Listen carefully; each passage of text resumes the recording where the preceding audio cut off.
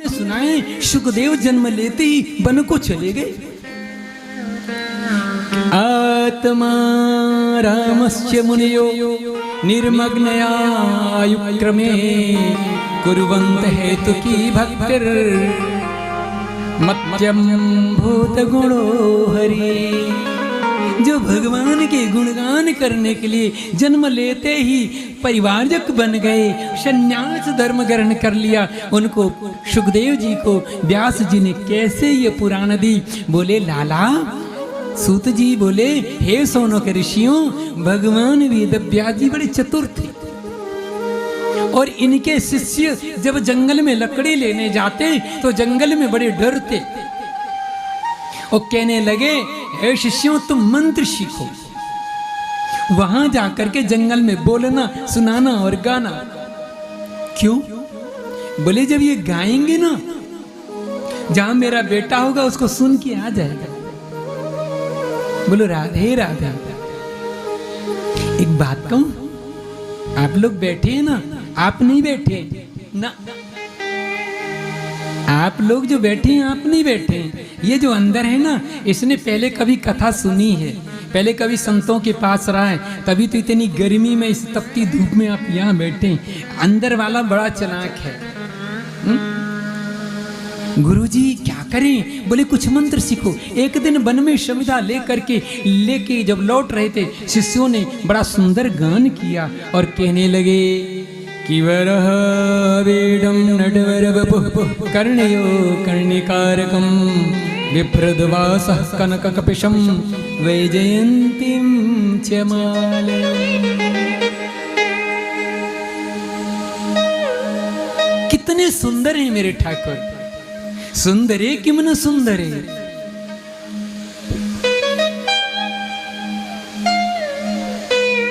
किसी कवि ने लिखा ठाकुर जी के लिए, है ना, कि नंद लला तुम होते लली,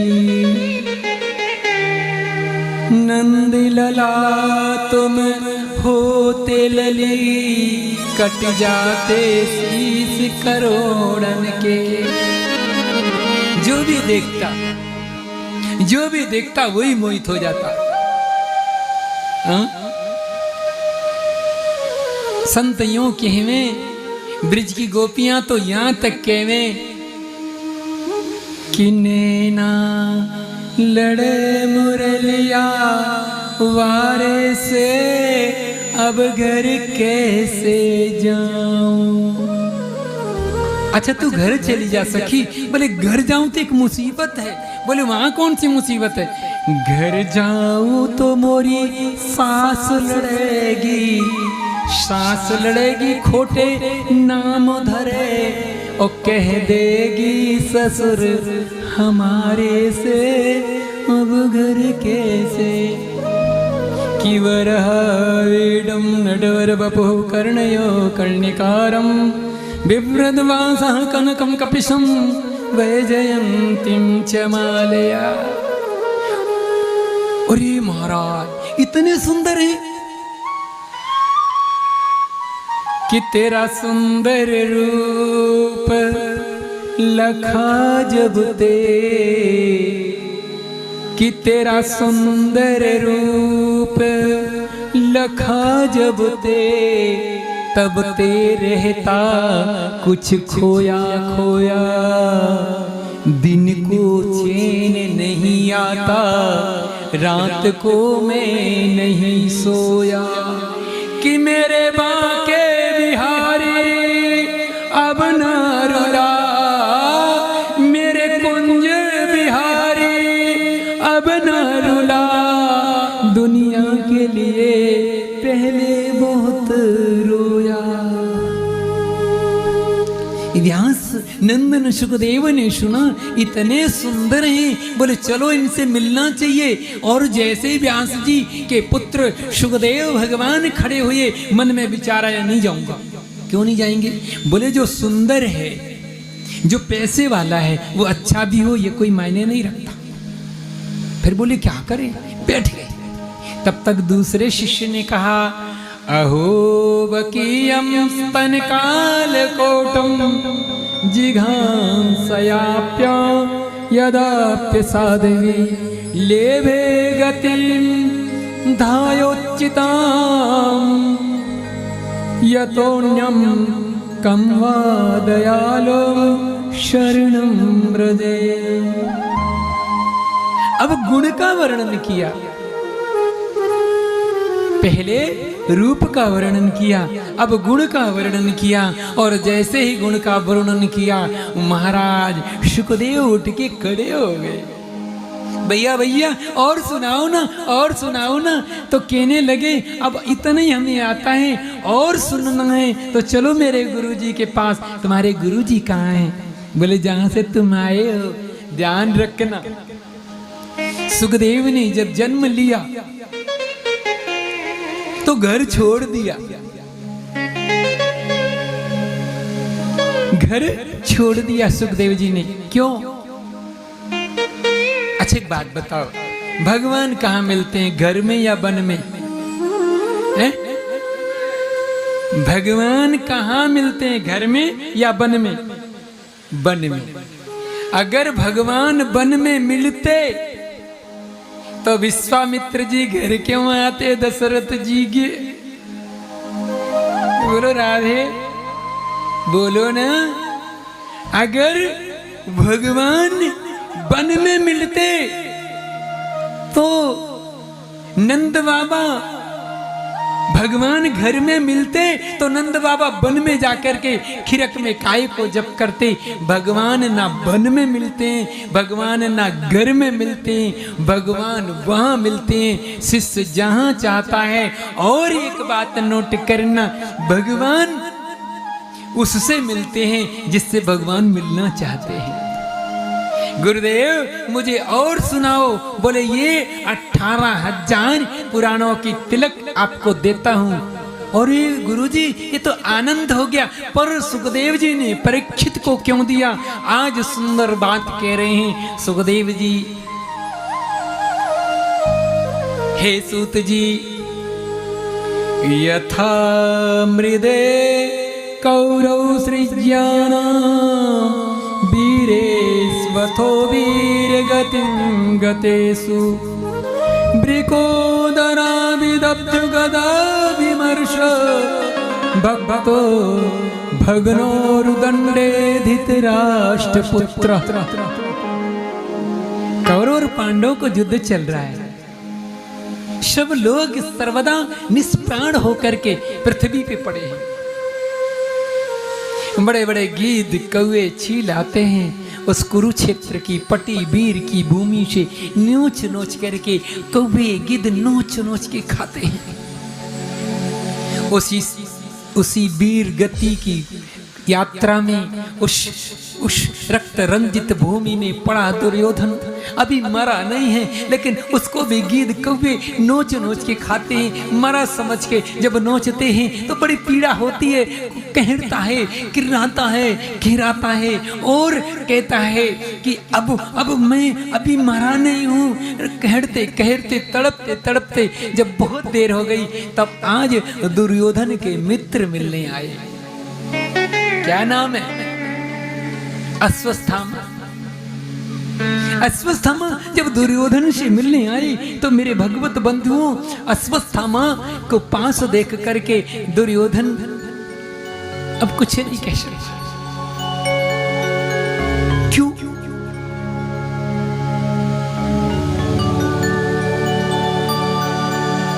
अच्छा मैं एक बात बताऊं मित्र, तुमने मुझे सेनापति नहीं बनाया। अगर मुझे सेनापति बना देते आज आपकी ये दशा नहीं होती। बोले मित्र आज मैं तुम्हें सेनापति बनाता हूं, यदि मैं जीवित बच गया तो आधा राज्य तुम्हारा। कितना? और भगवान क्या कहने गए थे? भगवान क्या कहने गए थे? आधा दे दे। आधा भी ना दे सके तो 5 गांव दे दे। 5 गांव नहीं दिया। कह रहा है यदि मैं जीवित बचा तो आधा राज्य तुम्हारा और मर गया तो सब। लेकिन एक गड़बड़ी हो गई। कोई बैठा हो तो बुरा मत मानना। 7 दिन में मैं जाति, राजनीति, पार्टी कभी कुछ नहीं बोलूंगा, पर ये जरूर बोलूंगा जब जब ब्राह्मण लोभी हुआ है, जब जब ब्राह्मण दूसरों के आगे झुका है, जब जब ब्राह्मण याचक बना है, तो राष्ट्र का नुकसान हुआ है। टिकट के चक्कर में सारे ब्राह्मण, मैं नहीं बोलूंगा, आगे समझ में आए तो कल समझ लेना, अभी मुझे 3-4 दिन और रहना है। आज दुर्योधन के वचन को सुन करके गुरु द्रोणा पुत्र अश्वत्थामा आनंदित हो गया, और तो तब हो गया आज क्षत्रिय ने अपने रक्त से ब्राह्मण का तिलक कर दिया। विनाश काले विपरीत बुद्धि। कहने लगा मित्र तुम चिंता मत करो, आज मैं तुम्हें वचन देता हूं। दुर्योधन कहने लगा मित्र मुझे किसी प्रकार की चिंता नहीं है, दुख है तो एक बात का। बोले क्या दुख है? बोले वो 5 भाई थे, हम 100 भाई थे, 100 में एक भी नहीं बचा, और वो 5 में से भी एक नहीं मरा। एक बात बताऊं आपको, दुष्ट व्यक्ति मरते मरते भी यही सोचता है, मेरी तो बिकी बिकी पड़ोसी की कैसे बनी है, याऊ की बिकवा, राधे राधे बोलना पड़ेगा। अश्वत्थामा कहने लगा मित्र तुम एक की बात करते हो, मैं 5 को मार के आता हूं। एक दफे दुर्योधन ने भी सोचा, बड़ा गजब बात है, विराट नगर में अकेले अर्जुन था, कोई नहीं मार पाया, अब ये 5 मिलके मारेंगे, अकेले मार देगा, कोई बात नहीं। आज अश्वत्थामा शिविर की तरफ आया है, सारे लोग मारे जा चुके हैं कौरवों की तरफ से, 3 बचे हैं। कितने? 3। अश्वत्थामा, कृतवर्मा और कृपाचार्य। दोनों जने खड़े हो जाओ, मैं सेनापति हो गया हूं, मैं आदेश देता हूं रात्रि में आक्रमण करेंगे। कृपाचार्य जी बोले मैं रात में युद्ध करने नहीं जाऊंगा। कृतवर्मा बोला मैं भी आपकी बात नहीं मानूंगा। अश्वत्थामा ने गुरु बना लिया, किसको? उल्लू को। उल्लू की न्याय से उल्लू को गुरु बनाया। ये तो कहानी आप लोगों ने सुना होगा। एक बार पक्षियों के राजा, फिर आप लोग कह देंगे ये तो भारत की बात है, ये भारत की नहीं है, कहीं और की। पक्षियों के राजा गरुड़, एक बार पक्षियों ने सभा की, ये तो हमारी सुनता नहीं है, चलो राजा बदल दें, राजा बदल दें। अभी चर्चा हो रही थी ना, 1-1.5 महीना पहले खूब चर्चा हुई, बदलो बदलो बदलो बदलो, पेट भर गया, राजा बदल दे। अब राजा बदलने के लिए राजा किसे बनाए? राजा चुना गया उल्लू को पट्टा। उल्लू, मैं भारत तुम्हारी नहीं कह रहा हूं, मैं तो अपने गांव की कह रहा हूं। उल्लू राजा चुना गया। जय जय बोलो राधे राधे। नदियों की तीर्थ आ गए, जल आ गए, तीर्थों के जलाशय आ गए, सादुल पीठ आ गई, यज्ञ की आरंभ हो गया, राज्याभिषेक होने वाला था, वहीं बैठा था एक कौवा। क्यों मेरे भाई बहनों, ये काहे का आयोजन है? कहने लगे हम अपना राजा बदल रहे हैं। क्यों बदल रहे हो? बोले ये हमारी सुनता नहीं है। बोले ये सुनना चाहेगा सुन तो लेगा। अब किसको राजा बनाए रहे? बोले उल्लू को। बोले ये बिल्कुल नहीं सुनेगा। बोले क्यों? जब तुम सोओगे तब ये जागेगा, और जब तुम जागोगे मीटिंग करने के लिए तो ये सोएगा, और रात में राजा जब जगेगा तो उल्टा सीधा काम करेगा। और महाराज सबने कहा नहीं नहीं नहीं जी, हमने न्याय बदल दिया, हम नहीं बदलते, हमारा तो राजा वही ठीक है। अब उल्लू को बड़ी तकलीफ हुई। इनने मुझे अच्छा एक बात बताओ, आप घर के मालिक, आपको घर की चाबी मिल गई, आप मुखिया है गए, आप सब कुछ हो गए, आप नगर सेठ बन गए, और कोई अचानक आपको आके गद्दी से उतार दे, कितनी तकलीफ होगी। उल्लू घबराया, इसने मेरे को नहीं बनने दिया।